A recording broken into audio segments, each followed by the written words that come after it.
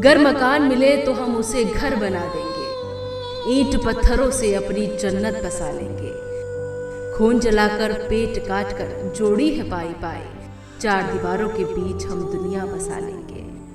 गर मकान मिले तो हम उसे घर बना देंगे, ईंट पत्थरों से अपनी जन्नत बसा लेंगे।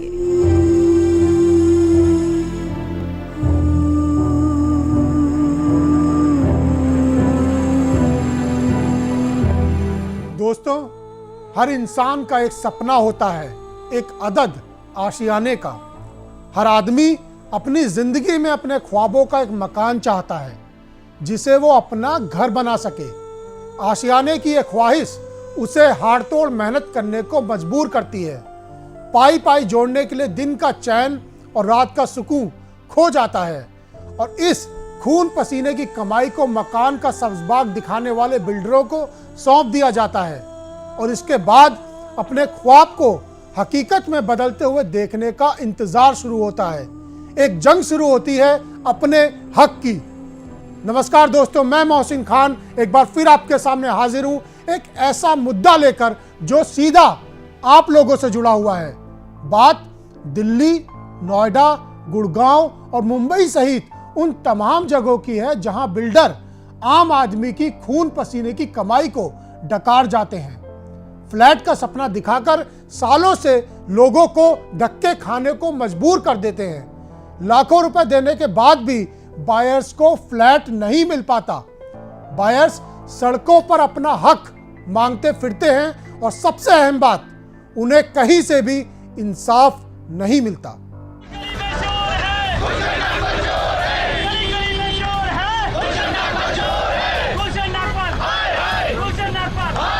ये लोग बेहद परेशान हैं। इन लोगों के सब्र का बांध टूट चुका है। ये लोग सालों से अपने सपने को साकार होने की उम्मीद लगाए बैठे हैं, लेकिन इन लोगों के सपनों को मानो किसी की नजर लग गई है।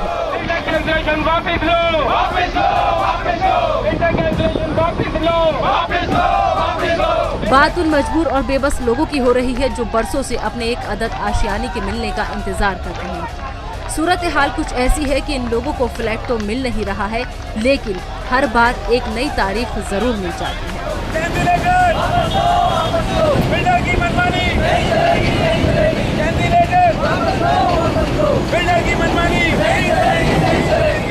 एनसीआर में हजारों की तादाद में ऐसे बायर्स मौजूद हैं जो अपनी पूरी जिंदगी की कमाई बिल्डरों के दावों पर उनको सौंप चुके हैं। अब बिल्डर प्रोजेक्ट को सही वक्त पर पूरा नहीं कर रहे हैं। इंतजार की हद देखिए, दिन महीने में तब्दील हुए और महीने सालों में बदल गए। नोएडा, ग्रेटर नोएडा, गुड़गांव, फरीदाबाद में फ्लैट बनाकर बेचने का पेशा सबसे ज्यादा मुनाफे कमाना जाता है। ये एक ऐसा व्यापार है जहां लोग पहले पैसे देते हैं और फिर इंतजार करते हैं और उसके बाद फ्लैट मिलता है। लेकिन बीते कुछ सालों से दिल्ली एनसीआर के नामी बिल्डरों पर बायर्स के साथ धोखाधड़ी करने के गंभीर आरोप लगे हैं। मसलन वादे के मुताबिक वक्त पर फ्लैट नहीं मिलता। कई बिल्डरों ने पुरानी बुकिंग कैंसिल कर दी। देरी पर ग्राहकों से भारी जुर्माना वसूला जाता है। वादे के मुताबिक कंस्ट्रक्शन नहीं कराया जाता। हालांकि बीते दिनों रियल एस्टेट बिल लागू किया गया, लेकिन अभी तक इसका जमीनी तौर पर फायदा बायर्स को मिलता नहीं दिख रहा है। अब देखना ये होगा कि कब बायर्स को उनका हक मिलता है और कब उनको उनका घर मिलता है।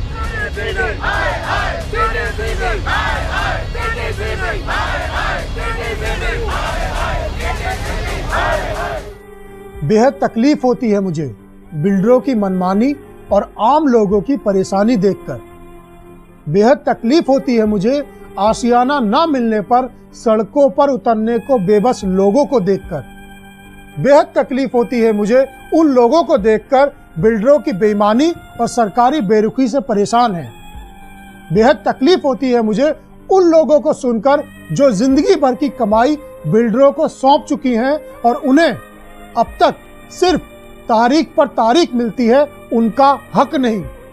एक बायर जो अपनी जिंदगी की पूरी पूंजी बिल्डर के वादों पर यकीन कर उन्हें दे देता है और उसके बाद ना उसे वक्त पर मकान मिलता है और ना उसे पैसे वापस मिलते हैं। प्रोजेक्ट्स में सालों की देरी होती है और इस दौरान बायर्स जिस परेशानी के दौर से गुजरता है उसकी कल्पना भी हम नहीं कर सकते।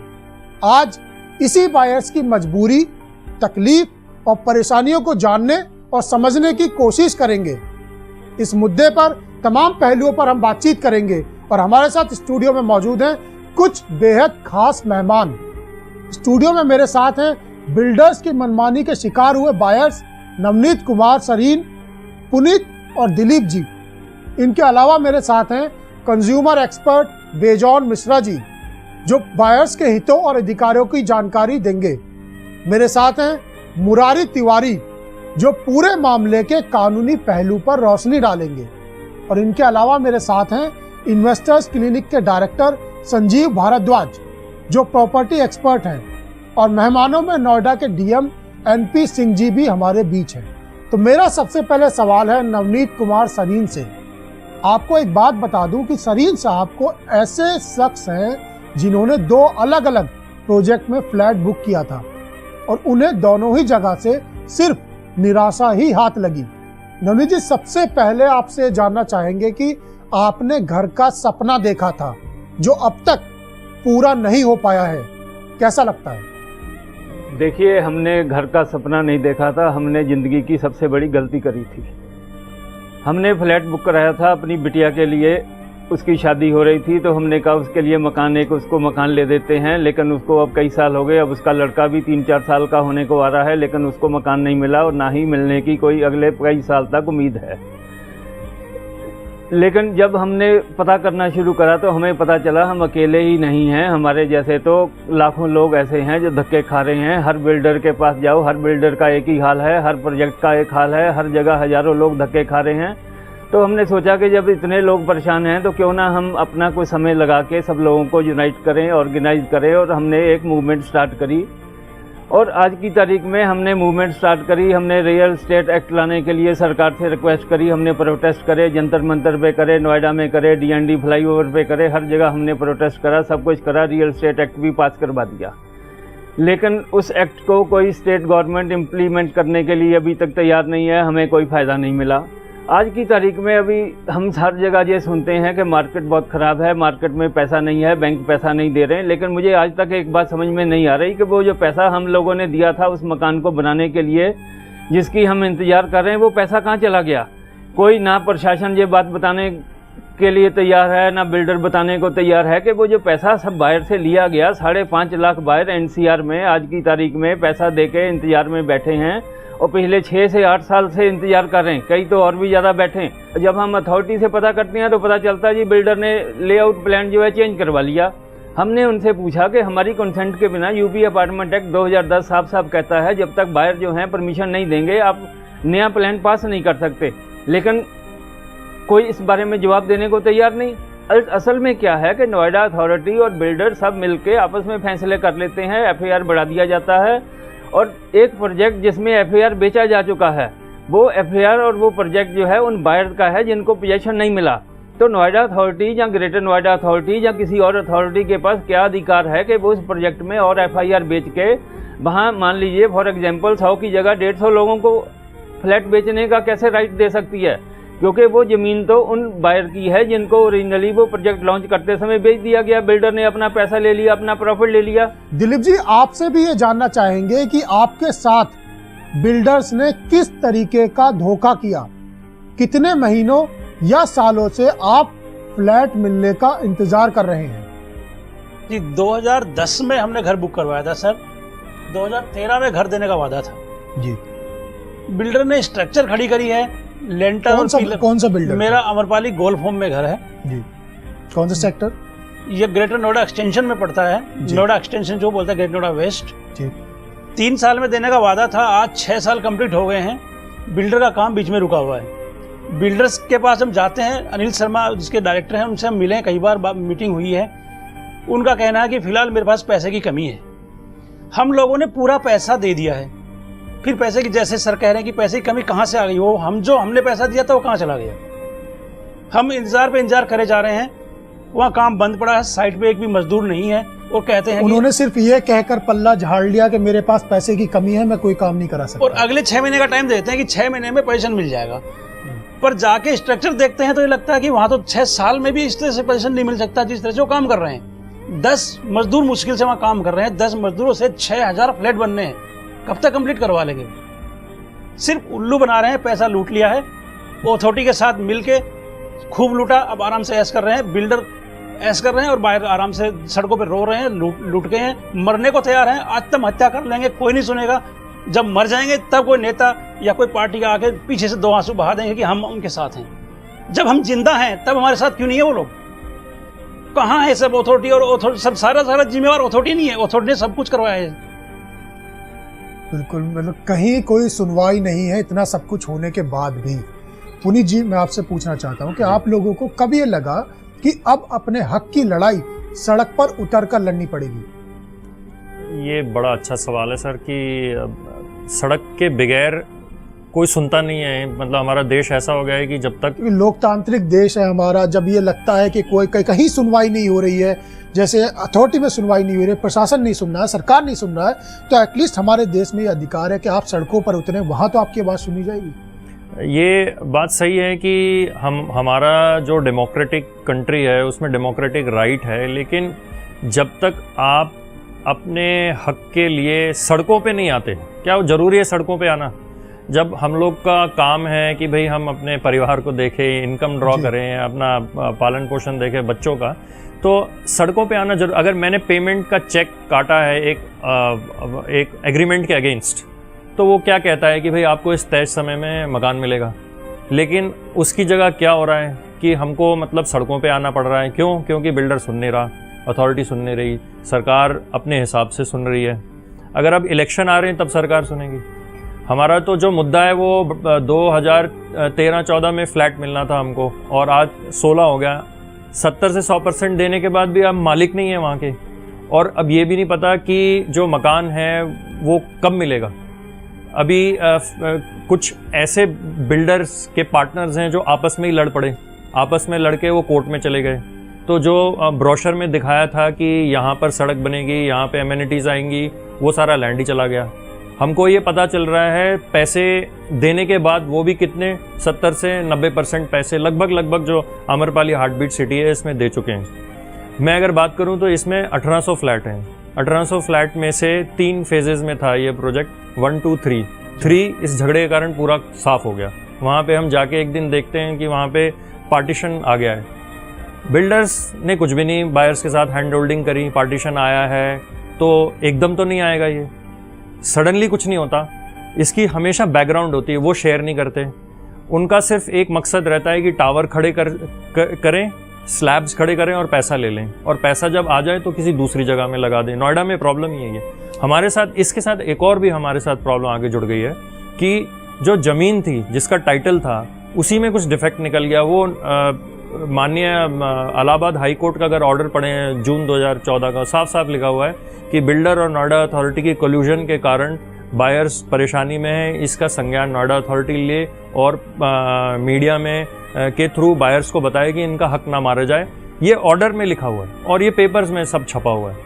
तो इस हद तक जब अगर सिस्टम काम करेगा, इसमें एक तरफ गवर्नमेंट है, एक तरफ जुडिशरी है, एक तरफ अथॉरिटी है, तो अगर सब फेल हो रहे हैं, 5000 अगर वहाँ पे फ्लैट है उनका इंटरेस्ट प्रोटेक्ट करने के लिए, तो कैसे काम चलेगा? तो सड़कों पे आना मजबूरी सा बन जाता है। जो सारे आपने तरीके बताए, अपने गुस्से को एक तरीके से इजहार यहाँ पर आपने किया, वो सही है, लेकिन सवाल यहाँ ये पैदा होता है कि उससे समाधान कहाँ तक मिल पाया, समाधान कहाँ तक मिलेगा? हम आपके पास वापस आएंगे। दिलीप जी, किस प्रोजेक्ट में और किस साल कितना इन्वेस्ट किया था?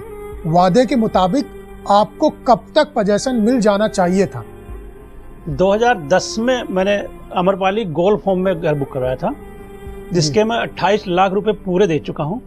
मुझे 2013 में घर मिलना था, बीच में किसानों की या कोर्ट की वजह से एक 1.5 साल का डिले हुआ, वो सब भी हटा दें तो 2014 एंड तक हमें पोजीशन मिल जाना चाहिए था। पूरा पैसा दे चुका हूं। अब 2016 चल रही है, इंतजार कर रहे हैं, घर मिलना कोई कहीं नाम निशान नहीं है सर। 6 महीने कहकर चीजें आगे बढ़ाई जा रही हैं। जब उनसे मिलते हैं तो वो बोलते हैं कि 6 महीने में आपका पोजीशन मिल जाएगा जी। पर 6 महीने करके हम 6 बार मिल चुके हैं, परंतु स्ट्रक्चर की कुछ नजर नहीं आ रहा और आसपास कुछ ऐसा नजर भी नहीं आ रहा। साइट पे जाके देखते हैं तो जो 2 साल पहले 1.5 साल पहले साइट की जो हालत थी, आज वही हालत है। जो टावर इन्होंने खड़े किए थे वो खंडर बनते जा रहे हैं।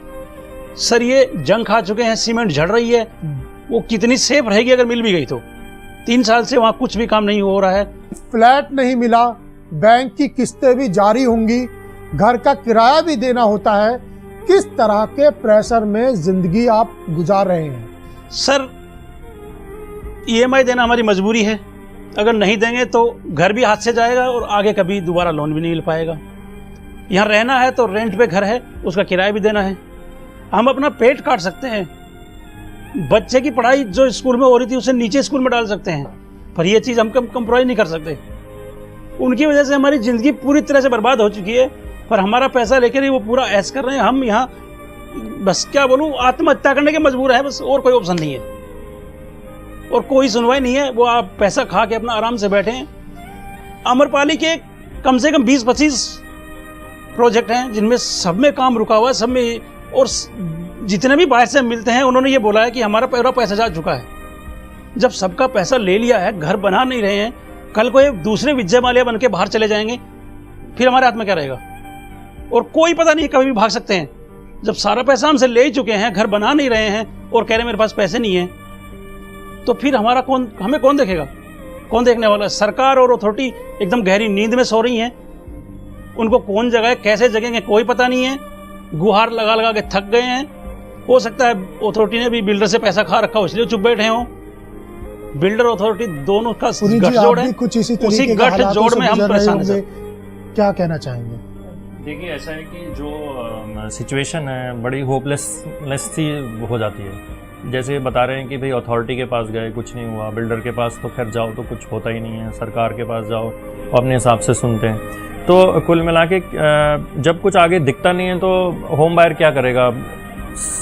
ऐसा भी नहीं है कि वो चुपचाप बैठेगा। आज जैसे मैं अमरपाली हार्ट बीट सिटी में हूँ, हमने अपना फेडरेशन बनाया सेक्टर 107, 3 लोगों से और जुड़ गए।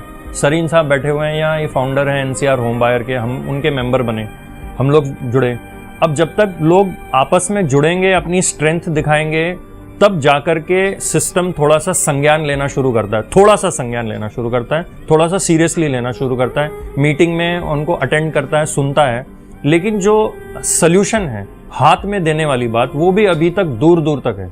अगर हम लोगों ने रियल एस्टेट रेगुलेटरी बिल के लिए काम किया है, प्रोटेस्ट किया है, राज्यसभा में गए हैं, रिप्रेजेंटेशन दिया है, बिल आ गया है, लेकिन वो स्टेट गवर्नमेंट पे आकर के छूट गया है। बिल्कुल, हम सरीन साहब से सवाल लेंगे। सरीन साहब, आपने पूरा संगठन बनाया, सड़कों पर उतारने का काम किया, लोगों को सड़कों पर सारे साथ में उतरे।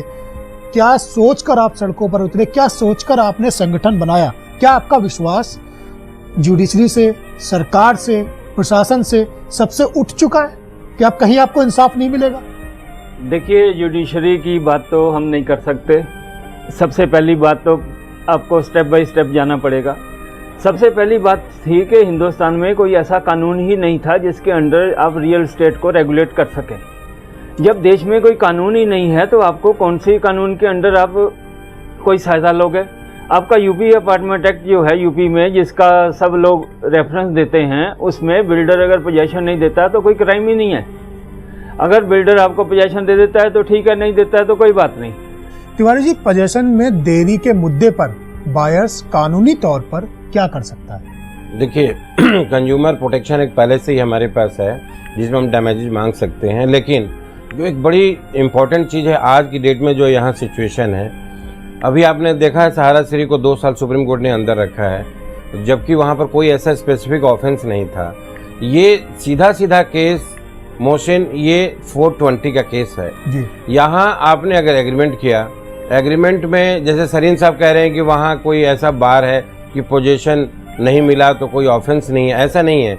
420 का प्लेन मीनिंग यही है कि अगर आपने मेरे से कोई वादा किया, झूठा वादा किया कि मैं आपको ये चीज़ इतने दिन में दे दूंगा और आप नहीं दे रहे हो, तो वो 420 बना ही इसी काम के लिए है। अब तक जिन बिल्डरों के खिलाफ ये शिकायत थी उनके खिलाफ, इसके लिए कोई ज़रूरी नहीं है कि कोई बायर ही पर्टिकुलर आकर के कंप्लेन करेगा।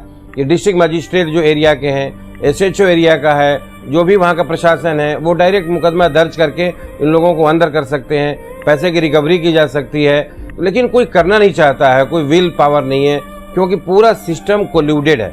आपको बताऊं, ये हमें सोचने की बात है कि सारा system means government agencies, builders सब दूसरे एक दूसरे से मिले हुए हैं। बर्डन शिफ्ट करना एक दूसरे के ऊपर कि ये एक्ट है, इस वजह से ये नहीं हो सकता, वो नहीं हो सकता, जबकि हमारे पास इंडियन पिनल कोड है और उसके लिए कोई बार नहीं है कहीं। और आप 420 का मुकदमा दर्ज करके अगर एक आदमी ने वादा किया कि आपको मैं इतने दिन में पैसे दो, मैं आपको ये दूंगा मकान, नहीं दे रहा है तो उसको अंदर जाना चाहिए और उसकी बेल नहीं होती। नॉर्मल केसेज में जहाँ 420 मुकदमा दर्ज हो जाता है मोहसिन, वहाँ जब तक आप 420 का अमाउंट जो है चीटेड अमाउंट है आप नहीं देते तो नॉर्मल कोर्ट में बिल नहीं मिलती आपको। बिल्कुल तिवारी तो जी, मेरा अगला सवाल उससे मिलती रिलेटेड है। जब बिल्डर्स और बायर्स के बीच होने वाले एग्रीमेंट एक तरफा होते हैं, सिविल लायबिलिटी एक अलग लायबिलिटी है, पैसा रिटर्न करना एक अलग सिचुएशन है, लेकिन अगर क्रिमिनल लायबिलिटी है, लेकिन कंज्यूमर उस को आदमी जब वो बिल्डर के साथ एग्रीमेंट करे Yes. कि तो किन बातों का ध्यान रखना चाहिए? देखिए, बातों का ध्यान तो पूरा रखा जाता है। ये 50-50 पेजेस साइन कराते हैं, आर्बिट्रेशन एग्रीमेंट से लेकर के हर तरह के प्रोनोट्स से लेकर के दुनिया भर के ब्लैंक पेपरों पे साइन कराते हैं जिस वक्त आप फ्लैट लेने जाते हैं। लेकिन जो बायर होता है उसकी बातों का कोई ध्यान नहीं देता, क्योंकि बिल्डर प्रिवेलिंग सिचुएशन में होता है। प्रिवेलिंग मीन्स डिक्टेशन देने के टर्म में होता है, वो आपको चुपचाप साइन करना होता है, कंटेंट्स भी पढ़ने नहीं देते। बट सब्सिक्वेंटली अगर मैं ये प्रमा फेसाई प्रूव करता हूँ कि मैंने आपको एग्रीड अमाउंट दे दिया और आप मेरा पोजीशन नहीं दे रहे, फ्लैट नहीं दे रहे, तो उस केस में तो it is a matter of 420 का मुकदमा है। क्रिमिनल कंज्यूमर कोर्ट में मिश्रा जी बताएंगे चलता रहेगा, डैमेजेस की डिग्री पास होती रहेंगी, वो एग्जीक्यूशन नहीं होगा। लेकिन 420 में तो एग्जीक्यूशन होगा। जब आदमी एक अंदर जाएगा तो उसको पैसे तो देने पड़ेंगे, वापस करना पड़ेगा, नहीं तो उसको बेल नहीं होगी। और नॉर्मली इस तरह का होता है केसेज में, लेकिन मुझे नहीं मालूम यहाँ कौन से प्राधिकरण का एक्ट है जो इंडियन पिनल कोड का इम्प्लीमेंटेशन को बार करता है। I don't believe this. और ये सारा मिला जुला सिस्टम है, सब प्रोटेक्ट करके एजेंसीज, गवर्नमेंट एजेंसी सब बचा के रखना चाहिए। Tiwari ji, real estate bill आने के बाद से बायर्स की मुश्किलें कुछ हल होंगी? क्या बिल्डर लॉबी ज्यादा जिम्मेदार होगी? इसमें भी पहली बार रियल एस्टेट बिल में 3 इयर्स का पनिशमेंट का प्रोविजन बना है। लेकिन अफसोस इस बात का है, मैं अभी आपके प्रोग्राम से पहले सबसे डिस्कस कर रहा था कि इम्प्लीमेंटेशन हमारे कंट्री में बहुत इम्पोर्टेंट है, वो होता ही नहीं। तो अभी मेरे से पूछा गया कि ये क्या है एक्ट, मैंने कहा ये एक और लेजिस्लेशन, जहां हमारे यहाँ 2000 एक्ट ऑलरेडी हैं, तो ये 2001 ये एक्ट आ गया, इसका इम्प्लीमेंटेशन ही होना इतना संभव नहीं है। स्टेट गवर्नमेंट ने अथॉरिटी बनानी है, स्टेट गवर्नमेंट ने ट्रिब्यूनल बनाना है, स्टेट गवर्नमेंट ने उनको पनिशमेंट देनी है। जब स्टेट गवर्नमेंट की पॉजिटिव विल नहीं होगी कि मुझे इस सिस्टम को इम्प्लीमेंट करना है, तो वो हो ही नहीं सकता। आप 2-4 और एक्ट बना लो, 2-4 और एक्ट लेके आ जाओ, उसमें कुछ भी सजा का प्रावधान कर लो, और इन एक्टों की जरूरत नहीं है। अगर एक आदमी ने चीटिंग किया किसी के साथ, तो वहाँ 420 ऑलरेडी 1860-62 से बना हुआ है, उसी एक्ट से काम हो सकता था। लेकिन ये मैं मानता हूँ कि एक और एक्ट जुड़ गया, इससे और कुछ नहीं होना है, ना ट्रिब्यूनल बनेगी, ना वो अथॉरिटी बनेगी, कुछ नहीं होना है इससे। कंज्यूमर एक्सपर्ट बेजान मिश्रा जी हमारे साथ हैं। मिश्रा जी, एक बायर्स को जब ये कंफर्म हो जाता है कि उसे ठगा जा रहा है या उसके साथ धोखा हो रहा है, तो उसको क्या करना चाहिए? इमीडिएटली उनको अटेंशन दिलाना चाहिए हर अथॉरिटीज का जो इससे जुड़े हुए हैं, इस एक्टिविटीज से। जैसे the nearest police station, nearest administration, जो जिला प्रशासन के लोग हैं, इनका तुरंत अटेंशन लाना चाहिए, लिखित रूप से, not through telephone, not through visits, लिखित रूप से देनी चाहिए, ताकि आपके पास सबूत रहे कि आपने उनको ड्यू टाइम में उनको आप सतर्क कर दिए, उनको अलर्ट किए। जो आज हमारे देश में कमी है, हमारे देश में उपभोक्ताओं का संरक्षण केवल कमी नहीं है, उपभोक्ताओं का शिक्षा की कमी है, उपभोक्ताओं की जागरूकता की कमी है। लोग खरीद लेते हैं सामान, ठोक पीट के नहीं खरीदते हैं, वो एक दिखावा, एक एडवर्टीजमेंट से वो प्रभावित हो जाते हैं, वो भ्रामक रूप से प्रभावित हो जाते हैं कि हाँ ये बहुत अच्छा है, हमको अच्छा सपना दिखा रहा है, स्विमिंग पूल होगा, हमारे बच्चे के स्कूल बनेंगे, हमारे क्लब्स बनेंगे, ऑल ड्रीम स्वप्न दिखाते हैं, भ्रामक है। तो हम समझते हैं कि हर उपभोक्ताओं को एक ऐसा एक जागरूकता लाना चाहिए अपने अंदर में, कि हम वो सामान पे पैसे लगाएं जो हम छू कर देख सकते हैं, हम उसका गुणवत्ता को देख सकते हैं, हम उनका प्रश्न पूछ सकते हैं कि हम खरीदने के बाद क्या करना चाहिए, क्या क्या मिलेगा। तो आज हमारे देश में व्यापार शुरू हो जाता है, पहले रेगुलेटर बाद में आता है। Mishra ji, real estate bill pass हो चुका है, लेकिन इसका असर जमीनी तौर पर देखने को अभी तक नहीं मिल रहा है। सुप्रीम कोर्ट जाना पड़ेगा 100%, ये समझ लीजिए आप। उपभोक्ता संरक्षण अधिनियम जब 1986 में आया, कोई स्टेट गवर्नमेंट नहीं मूव कर रहे थे। हम उस समय जमशेदपुर में रहते थे। Bihar was the first state जो इसको इंप्लीमेंट किया 1987 में, और वो भी जस्टिस RN ठाकुर के वरंडा से शुरू हो गया। एक विल होनी चाहिए, पॉलिटिकल विल होनी चाहिए। उस समय मुख्यमंत्री जो थे बिहार के, उनको हम लोग जाके इन्फ्लुएंस किए कि ये तुरंत लागू होना चाहिए उपभोक्ता संरक्षण अधिनियम, क्योंकि ये उपभोक्ताओं के पक्ष की कानून है। जब तक लोग जाकर मुख्यमंत्री के हर स्टेट के रिप्रेजेंट नहीं करेंगे, ये कभी नहीं बनने वाला है। और हम आपको बता रहे हैं, जब तक ये आंकड़ा हम लोग जैसे लोगों के पता नहीं पहुंचेंगे कि कौन कौन सा स्टेट नहीं किया है, कौन कहां पर कर रहा है, क्या कर रहा है, वो आंकड़े लेकर हमको रिट पिटीशन फाइल अनिवार्य करना पड़ेगा सुप्रीम कोर्ट में कि इसको जल्दी से जल्दी एक टाइम बाउंड किया जाए। उसका डायरेक्शन हम लोग ऑर्डर लाना पड़ेगा, और यदि कोई भी स्टेट गवर्नमेंट नहीं करता है, उनके अगेंस्ट में कंटेम्प्ट मूव करना पड़ेगा। तो ये आप सोच लीजिए कि ये हम लोगों का जिम्मेदारी है। जो भी संगठन बना रहे हैं, जो भी रास्ते पे आ रहे हैं, वो उनका जिम्मेदारी है। उनका जिम्मेदारी ये है कि आप सही ढंग से, एक कानूनी रूप से, एक डेमोक्रेटिक रूप से अपने हक को लेकर लड़िए, वहां तक जाइए। जब तक आप उसका निष्कासन ना प्राप्त करें, जब तक उसका एंड न प्राप्त कर सके, निराश मत होइए। Suicide is a cowardness act. कभी भी ऐसा मत सोचिए।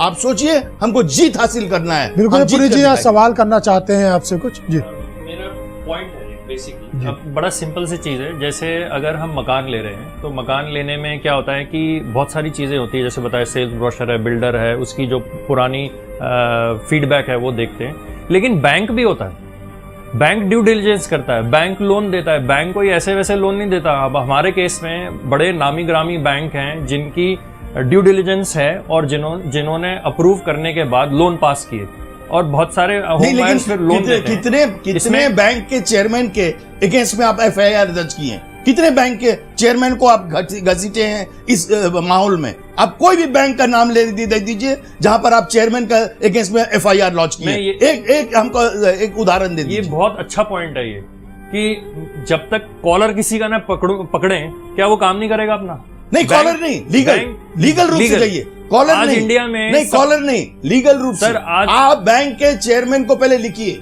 यदि वो आपका बात को नहीं सुनता है, आप FIR लॉन्च कीजिए कि वो हमारे बात को नहीं सुन रहा है, वो साजिश कर रहा है हमारे अगेंस्ट में। फिर आप देखिए कैसे बैंक जुट जाएगा। आज आप देखिए कैसे हम लोग पीछे लग गए हैं किंगफिशर के ओनर के अगेंस्ट में। आपको उपभोक्ता के संरक्षण के लिए आपको खुद जागरूक होना होगा। आप जब तक खुद जागरूक नहीं होंगे, आपको कोई मदद करने वाला नहीं। सर, ये एक बड़ा इस तरीके का पॉइंट हो गया है कि इंडिया में सारी चीजें आजकल डिसाइड कोर्ट्स कर रहे हैं। अगर हम पैसा दे रहे हैं, हम एग्रीमेंट साइन कर रहे हैं, हम बैंक से अपनी जमीन क्लियर करा रहे हैं, उस पे ऊपर अथॉरिटी भी है, सरकार भी है, सब कुछ है, लेकिन उसके बावजूद भी अगर हम यहाँ इस तरीके से फंस गए हैं कि भाई कहीं पहले ठीक से जमीन अधिग्रहण नहीं हुई, उसके बाद बिल्डर का फॉल्ट लग गया, फिर हम कोर्ट में, आज हमारी एसोसिएशन सुप्रीम कोर्ट में इंटरवीनर है, इलाहाबाद हाई कोर्ट में इंटरवीनर है, उसके बाद भी हमको अभी लंबा दौर गुजरना है, कोर्ट से बाहर आना है। कोर्ट से बाहर आने के बाद हम बिल्डर के साथ अपनी जंग शुरू सबसे बड़ी यहाँ दिक्कत यही है उपभोक्ता को कि आखिर में वो इतने जागरूक नहीं है कि जो उनके साथ दिक्कतें आ रही है उन्हें जाना किसके पास है, किसका दरवाजा खटखटाना है। को खुद रेड लाइट अगर हो गई है तो उसको रुकना पड़ेगा। बिल्डर नहीं कह सकता कि भाई रेड लाइट है, मैं तो चले जाऊंगा, पैसे दे दूंगा, निकल जाऊंगा। इंडिया में ये सिस्टम बंद होना पड़ेगा।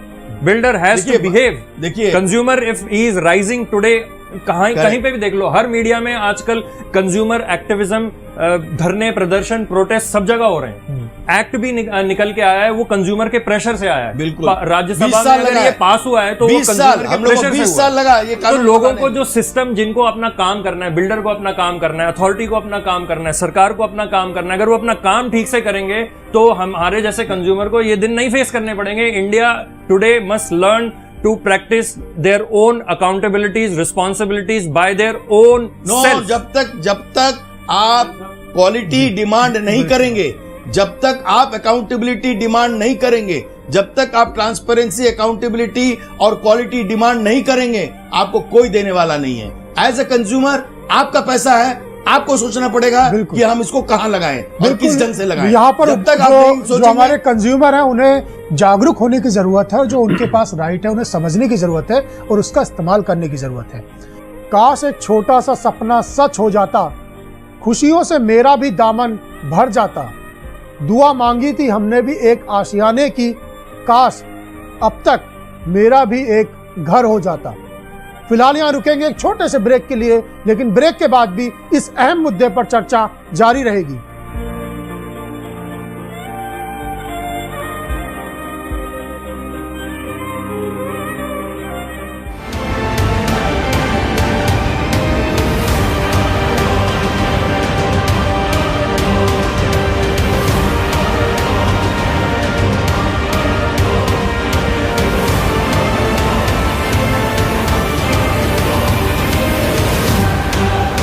क्या आपको मालूम है, शादी के बाद कई बार कुछ सेक्स समस्याएं आ जाती हैं जो लाइलाज नहीं होती, और ना सहे हमसे कहें। अशोक क्लिनिक, चांदनी चौक, दिल्ली। जब है समाधान फिर क्यों है परेशान, आओ अशोक क्लिनिक होके विवाहित जीवनों के। अशोक क्लिनिक, चांदनी चौक, दिल्ली। तन मन की एकाग्रता और सामर्थ्य बढ़ाने में योग ने हमेशा मेरा साथ दिया है। योग अपनाइए, संभावनाओं को संभव बनाइए। योग सही गाइडेंस और कंसल्टेशन के साथ ही कीजिएगा।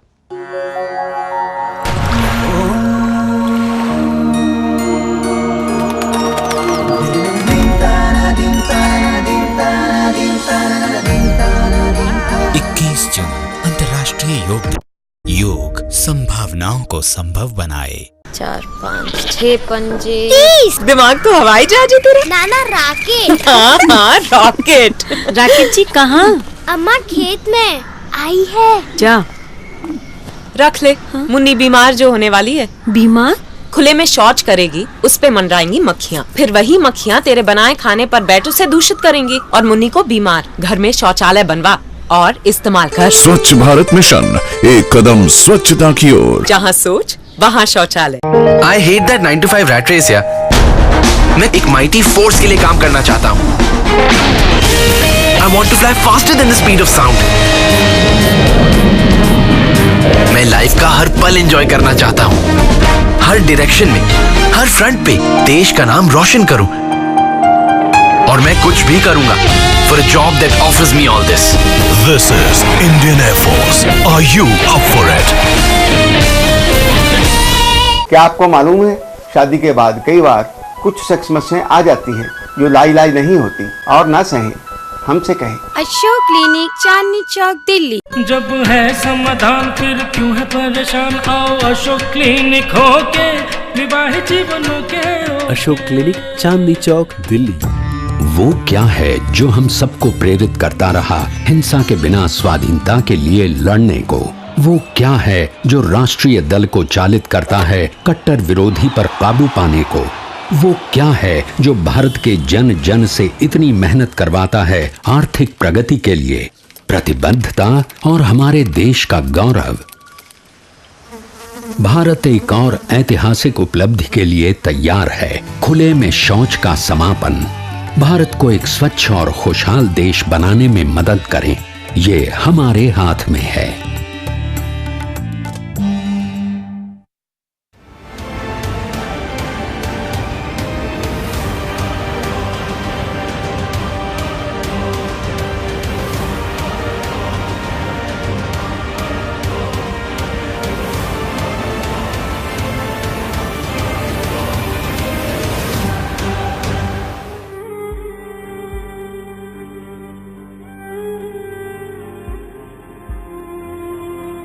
खुदा करे मेरे ख्वाब की तामीर हो जाए, बड़ी सी दुनिया में मेरा छोटा सा घर हो जाए।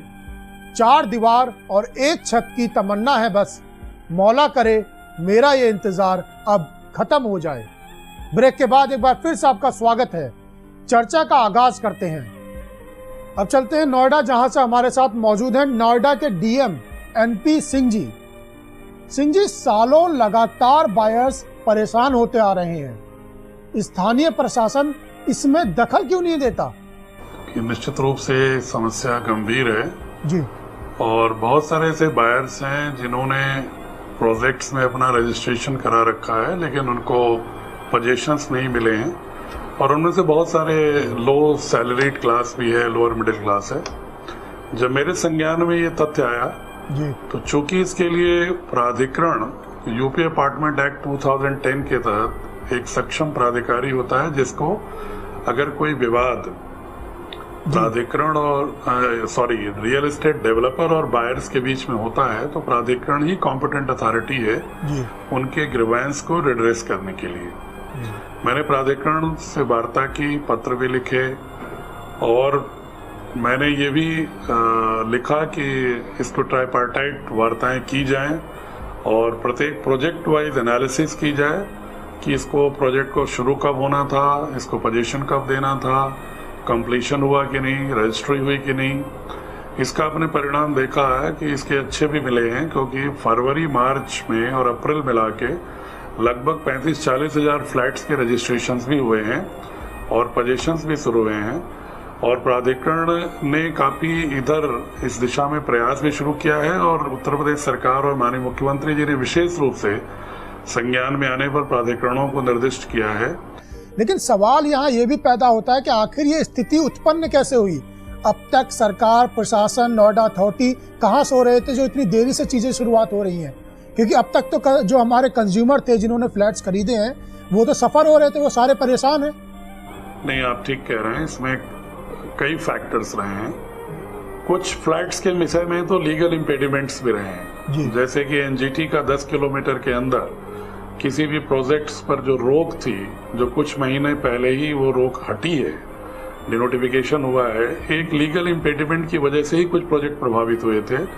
कुछ प्रोजेक्ट मार्केट फोर्सेस में जो आज नेगेटिविटी है रियल एस्टेट के विषय में, उसका भी एक कारण रहा है। लेकिन जो स्वाभाविक रूप से ये भी कारण रहे हैं कि रियल एस्टेट डेवलपर्स कई ऐसे हैं जिन्होंने अनियमितताएं की हैं, कई ऐसे हैं जिन्होंने शिथिलता की है और प्राधिकरण से यही कहा गया है, प्रशासन की ओर से भी, गवर्नमेंट की ओर से भी, project wise, real estate developer wise study करके, एनालिसिस करके जो जिस श्रेणी में दंड का प्रावधान अगर है तो दंडित किया जाए और साथ ही एक्सपेडाइट करा करके जो बायर्स इधर उधर भटक रहे हैं, जिनका कि टाइम शेड्यूल खत्म हो गया है लेकिन फिर भी निर्माण या पोजीशन नहीं हुआ है, उसको हम एक सुनियोजित ढंग से रियल एस्टेट डेवलपर्स को प्रेशराइज करके और लीगली, सोशली, मॉरली, साइकोलॉजिकली जैसे भी हम कर सकें बायर्स की हेल्प में हम पूरी तौर से खड़े हैं।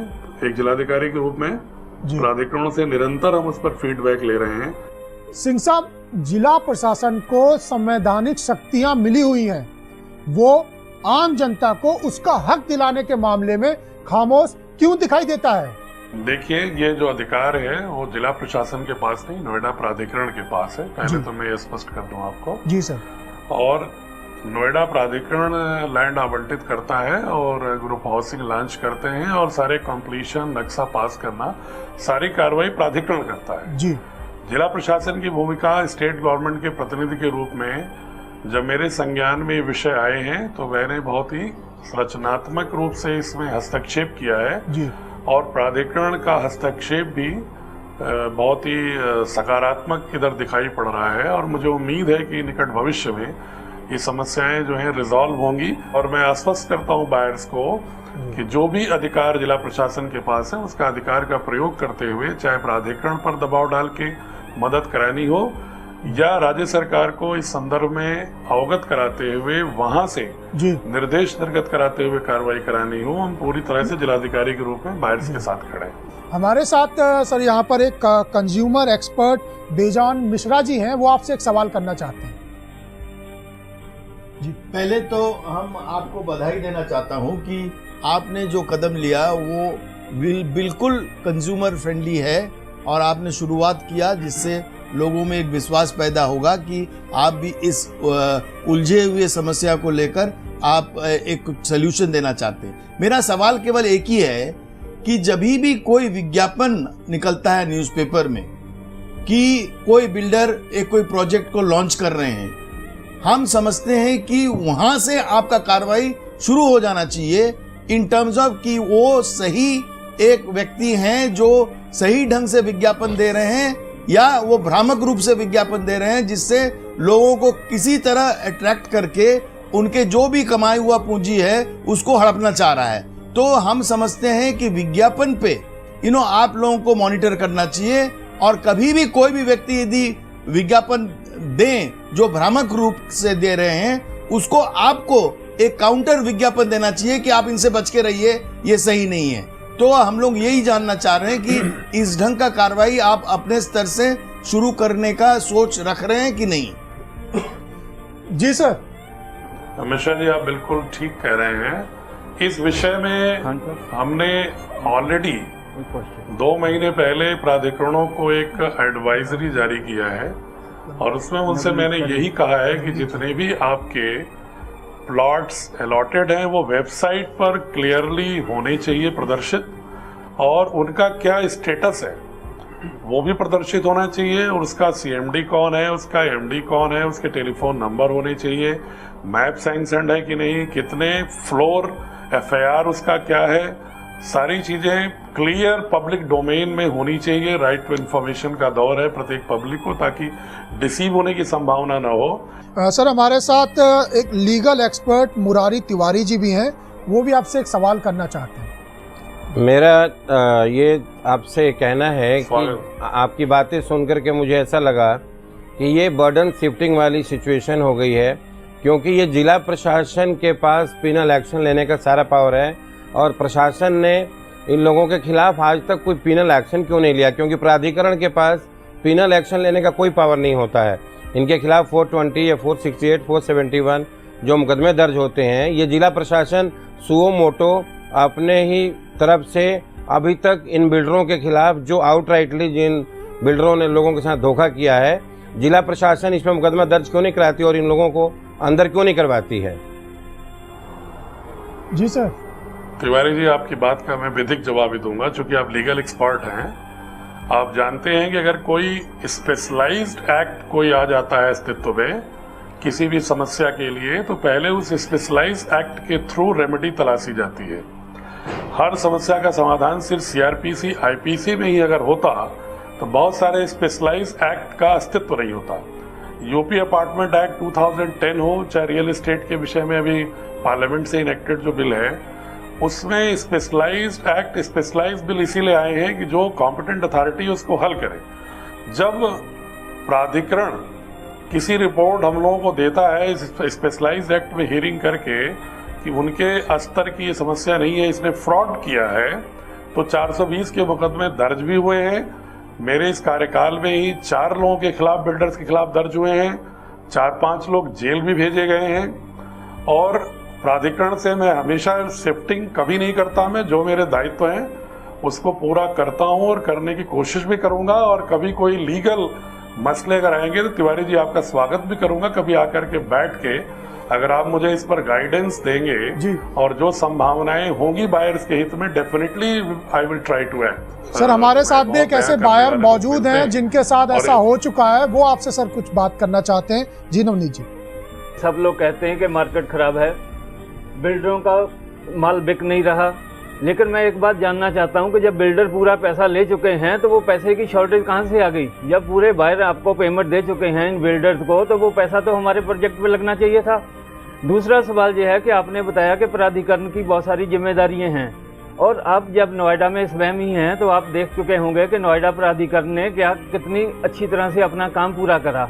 जो बायर नोएडा प्राधिकरण में कंप्लेंट करने जाते हैं उनकी किसी कंप्लेंट पे कोई एक्शन नहीं लिया जाता है, और आज की तारीख में होम बायर के पास कोई भी ऐसा रास्ता नहीं बचा है कि प्राधिकरण से ठीक काम करवाया जा सके। और आज जिस हालत में लाखों बायर नोएडा में धक्के खा रहे हैं, उसका अगर कोई रिस्पॉन्सिबल है तो बिल्डर से भी ज़्यादा प्राधिकरण है, क्योंकि प्राधिकरण ने अपना काम ठीक से नहीं करे, उन्होंने बिल्डरों को कंट्रोल नहीं करा, उन्होंने नक्शे जो हैं ठीक से पास नहीं करे।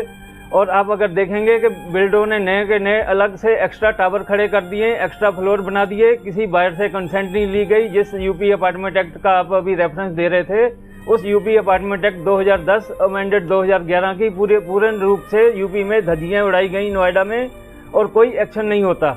आप कृपया क्या कोई ऐसा तरीका निकाल सकते हैं कि जिन बायर की शिकायत आपका प्राधिकरण, नोएडा प्राधिकरण नहीं सुनता, वो आपके पास आके आपसी सहायता मांग सकें? क्या आप कुछ समय बायर होम बायर के लिए निकाल सकते हैं? देखिए, मैं आपको मैं अवगत कराऊं कि कोई दिन ऐसा नहीं है जिस दिन मेरे पास कुछ न कुछ बायर्स जरूर आते हैं मिलने, और कोई भी ऐसा व्यक्ति अगर मेरे पास आता है तो मैं लिखित आदेश के साथ साथ दूरभाष पर भी प्राधिकरण के उच्चाधिकारियों से उसकी समस्या के समाधान के लिए निरंतर कहता हूं मैं।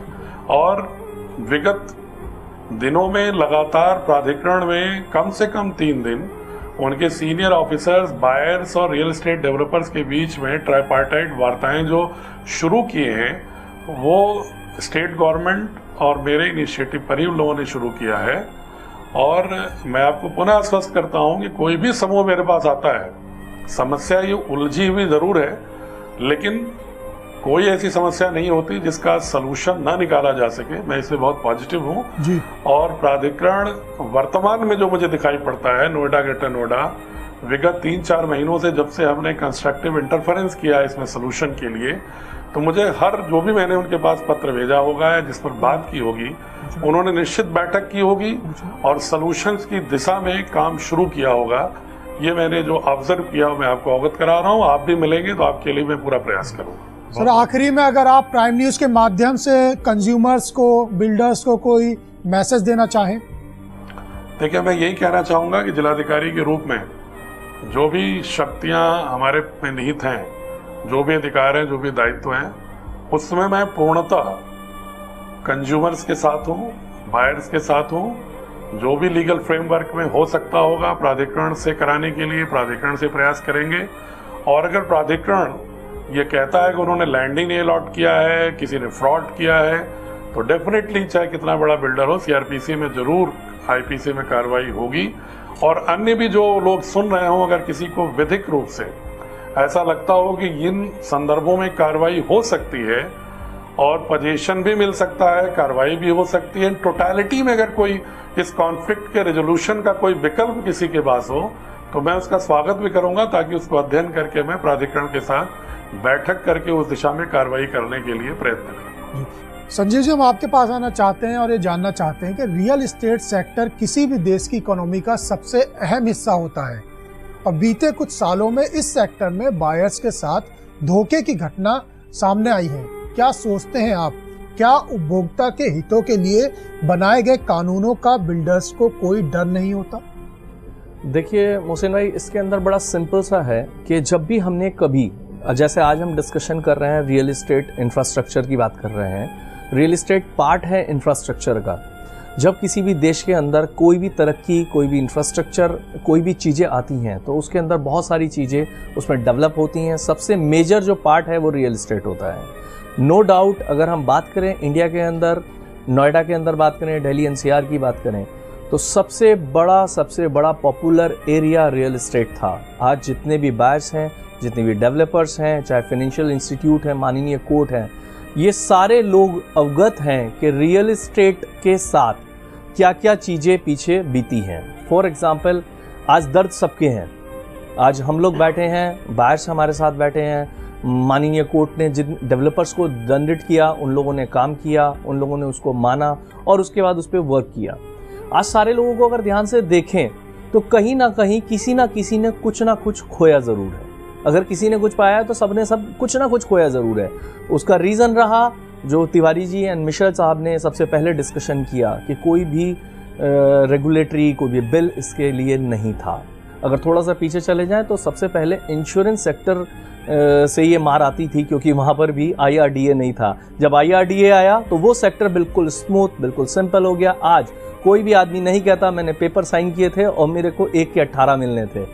आज अगर हम रियल एस्टेट की बात करें तो रियल एस्टेट बिल आने के बाद नो डाउट हर एक आदमी की वो तमन्नाएं, वो चीज़ें सबसे ज़्यादा जागी हैं, और हर एक आदमी को एक इच्छा जागी है कि उसके साथ अब कुछ ना कुछ अच्छा होने जा रहा है, हो रहा है। इसके लिए मैं मिश्रा जी की बात से बिल्कुल इत्तेफाक रखता हूँ कि उस आदमी को, उस बायर को, उस आम इंसान को अपने लिए जागरूक होना पड़ेगा।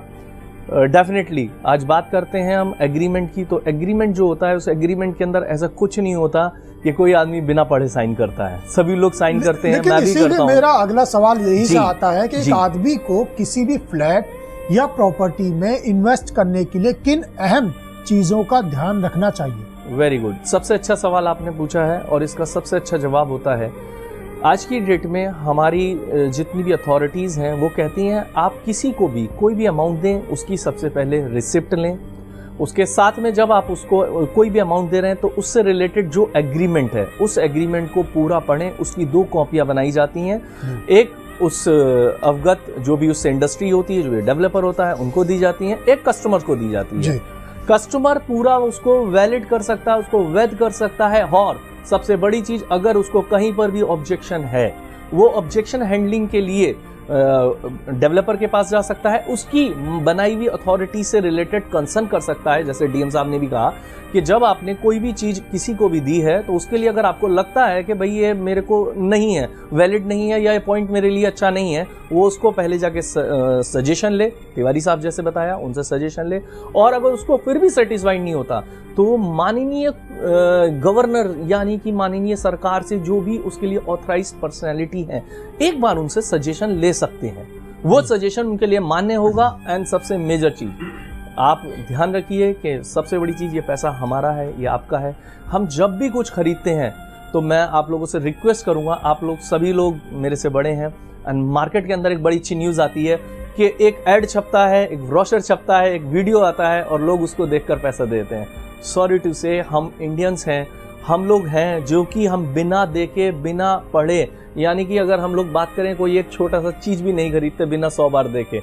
तो दोस्त ये हमारा पैसा है, हम अपने घर, हम आशियाने की बात कर रहे हैं, तो आशियाने के टाइम में यही चीज 1000 बार हमें होनी चाहिए, 2000 बार हमें पता करना चाहिए कि ये क्या वैलिडिटी है, पीछे जो भी हुआ है उसमें कहीं ना कहीं खामियां रही हैं। बिल्कुल, उस खामियों के बाद तिवारी जी हम आपके पास आना चाहते हैं, आखिर कानून क्या कहता है इस पर कि रियल एस्टेट में कंपनी की साख ही सब कुछ होती है, नामी ग्रामी कंपनियों के प्रोजेक्ट डिले हैं, ऐसे में बायर्स करे भी तो क्या करें?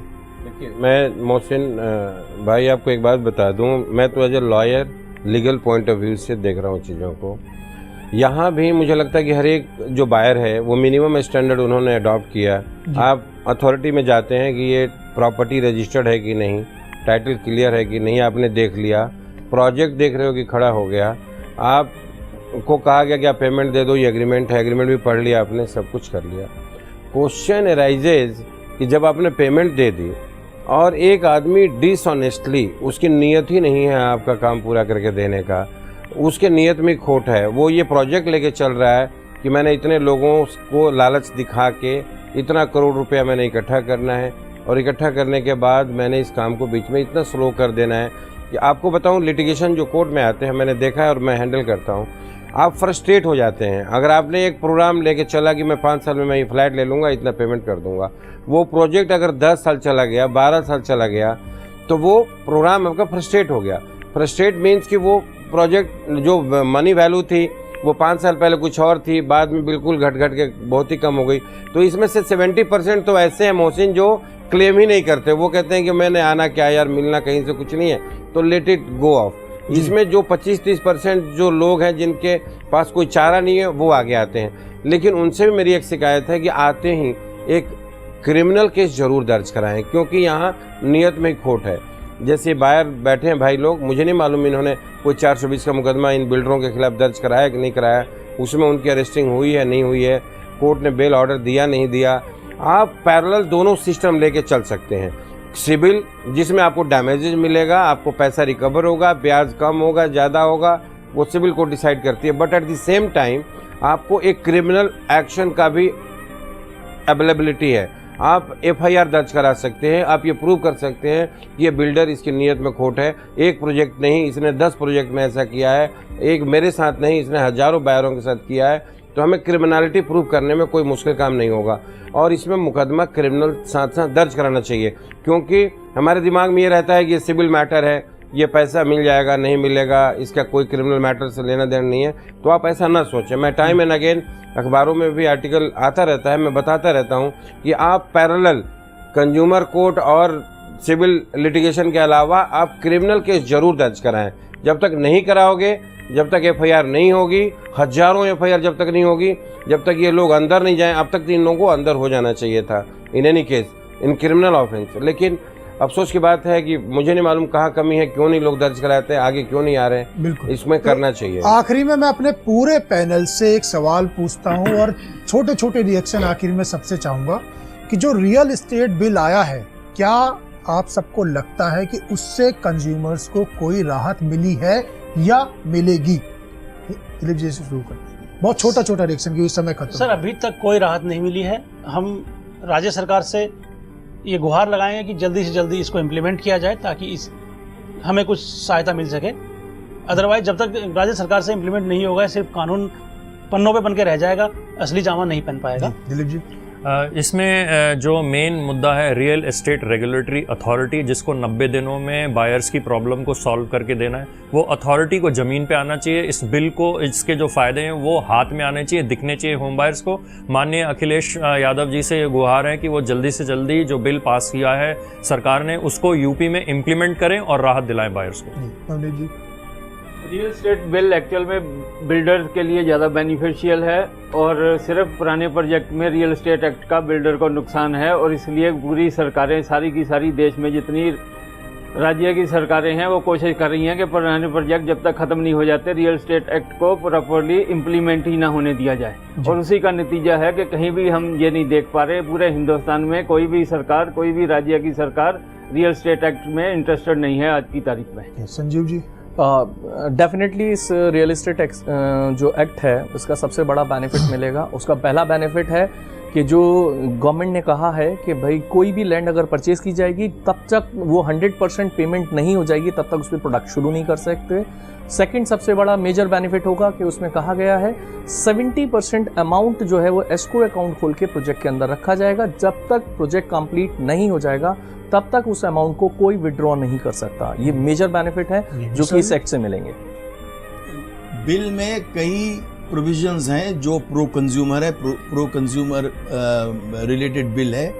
पहले तो हम आपको मोइन भाई बधाई देना चाहता हूं और प्राइम न्यूज़ को बधाई देना चाहता हूं कि आपने इस मुद्दे को उठाया, और हम चाहते हैं कि आपके चैनल के माध्यम से इसका जागरूकता पैदा करें ताकि हर स्टेट गवर्नमेंट जल्दी से जल्दी इस कानून को लागू करें और एक ऐसा माहौल बनाएं, एक पब्लिक ओपिनियन बनाएं, एक प्रेशर बनाएं कि हम लोग 1 महीने के अंदर इस बिल का पालित होने का सोच हम लोग सब स्टेट गवर्नमेंट्स को दें और उन लोगों को बधाई दें जो जल्दी से जल्दी करेंगे। आप अपने चैनल में उनको एक चैंपियन बनाइए उस स्टेट्स को और उनको एक बधाई के पात्र बनाइए। तो हम चाहेंगे कि एज अ मीडिया आप जो रोल प्ले करते हैं उस रोल को अच्छी तरह निभाइए आपके दर्शक के हित के लिए। ये रियल एस्टेट बिल एक बहुत अच्छा स्टेप है और क्वेश्चन इम्प्लीमेंटेशन का है। अगर गवर्नमेंट की बिल पावर ठीक है, स्टेट गवर्नमेंट चाहती है